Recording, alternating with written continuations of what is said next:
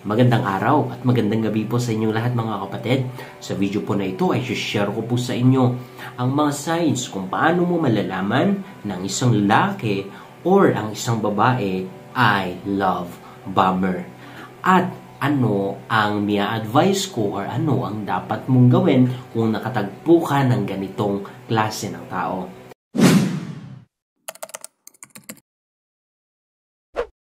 Anyway, pero ano ba ang love bomber? Simple lang. Ito yung mga tipo or klase ng tao na kapag magmahal is that todo-todo or talagang babagsakan ka, bubuhusan ka, bobombahin ka ng todo-todong pagmamahal.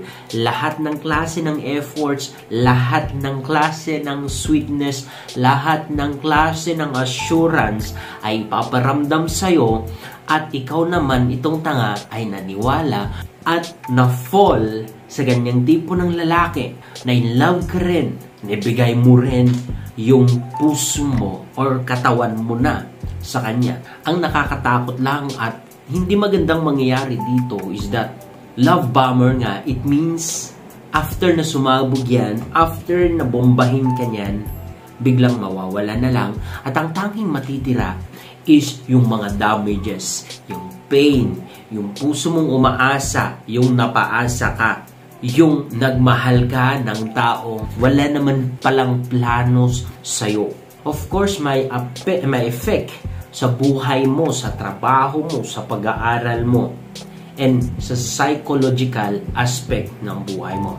So, para maiwasan ang mga yon, i-share ko sa inyo ang mga signs kung paano nyo malaman para ma-confirm nyo na. And don't worry, tuturuan ko kayo ng dapat nyo gawin. Number 1 na sign is that para siyang politician. Ako, malapit na naman ang eleksyon. At alam natin, ang mga politician, kapag nangangailangan niyan ng botos, abay, ang dami nilang promise sa'yo. Ang dami nilang pangako, ang dami nilang gustong gawin para sa'yo. Ang dami nilang offer para sa'yo. Napakabait nila sa'yo. Hindi lang sa'yo, even yung mga taong malapit sa'yo, almost sa lahat ng tao na kilala mo, mabait sila.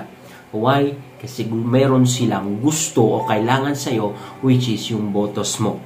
Pero after nilang nakuha, anong gagawin? Maniwala ka o hindi, iilan lang yung pangakong gagawin or tutuparin, worse, zero. Mawawala na lang yan na parang usok.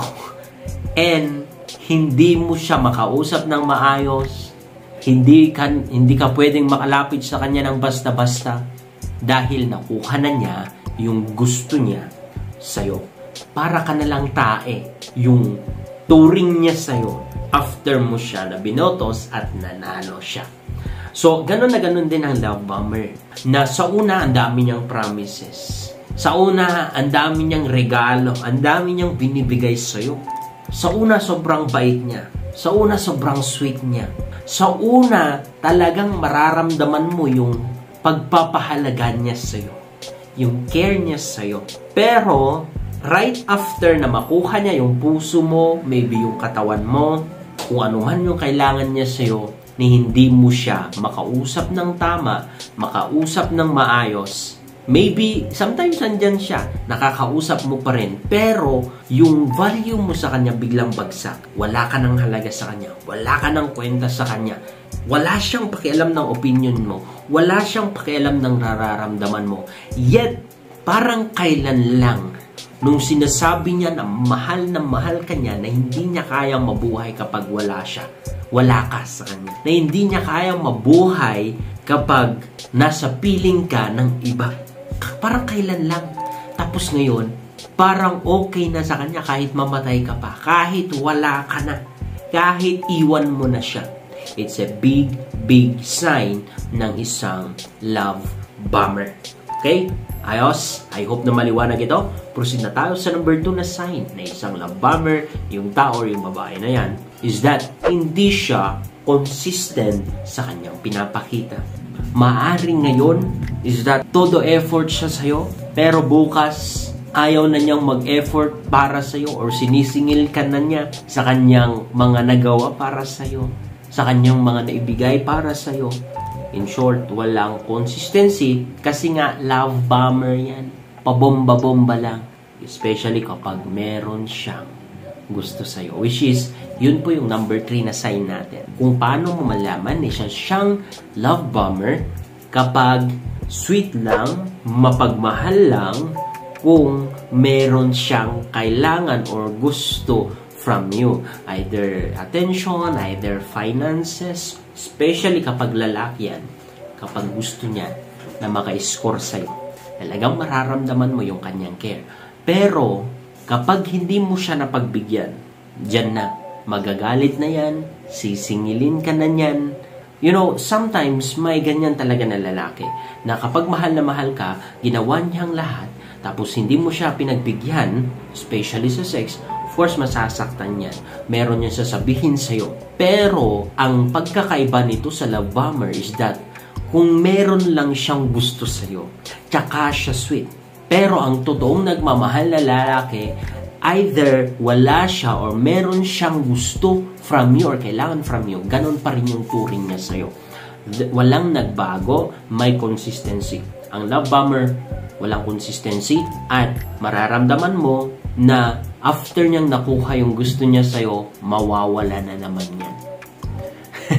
Mahirap mong mahanapan yung kanyang attention, yung kanyang time. Pero kapag na-trigger na naman yung libog niya or kung ano man yung kailangan niya sa'yo, andyan na naman siya. It's a love bomber.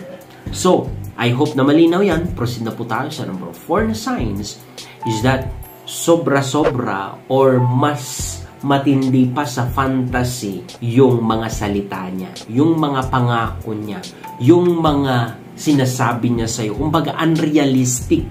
Kumbaga, kapag tinitignan mo is that alam mo na wala siyang abilidad, wala siyang kakayahan na maibigay ito sa'yo. Kumbaga, mangangako siya ng magarang kotse, ng magarang cellphone, pero siya na mismo wala. You know, there's nothing wrong with that.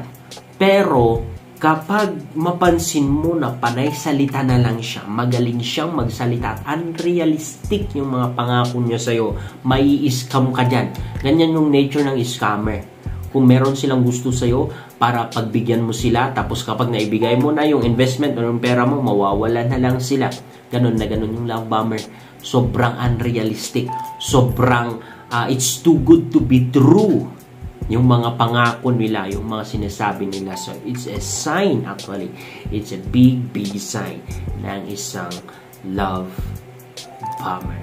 Okay ba? Last but not the least, number 5. Alam kong marami pa. Actually, marami pa. Pero I believe na sapat na ito. Is that kapag babaero yan or lalakero yan at marami na siyang experience. You know, we cannot judge a book or a person by his past or by her past. Pero, you are fool if you don't consider ang kanyang nakaraan. If you don't learn sa kanyang nakaraan. Kung hindi mo yung chinecheck, you're fool. Especially kapag nakita mo na wala namang pagbabago sa'yo. Yet, alam mo na babaero o lalakero siya. It's a big sign of a love bomber. Okay? So, yan yung mga signs. Ngayon, ano ba ang danger at ano ba ang dapat mong gawin? The danger is that, of course, aasa ka nang wala. Of course, masasaktan ka lang dyan, madedepress, may stress ka lang dyan, and don't expect na may magandang mangyayari sa buhay mo. Magsasayang ka lang ng oras, ng energies, ng time, na imbes na mag-focus ka sa sarili mo sa pag-grow ng business mo or, you know, personal growth mo is that nagsasayang ka sa kanya. Nagsasayang ka ng energy, kakaisip sa kanya. So, ang pinaka-the best actually na may advice ko dito is that to live. Don't allow yourself na maging bihag ng ganyang situation. Live that kind of situation. Live that kind of person. The thing is that napakarami namang tao dyan eh. Napakarami sa totoo lang ang taong handang magmahal sa'yo. Hindi mo lang alam at hindi ka lang tumitingin kasi sa kabilang bangir, sa kabilang bintana. Nakafocus ka lang sa kanya. That is why you feel like siya lang yung tao. Siya lang yung, you know, kaya mong mahalin or yung magmamahal sa'yo. No. The thing is that marami. You just need to build on yourself. My personal growth, finances, dapat mag-grow ka doon. Spiritually, mag-grow ka din. And you will see. You will attract people And ang gagawin mo na lang is that mamili kung sino ang gusto mo. Okay?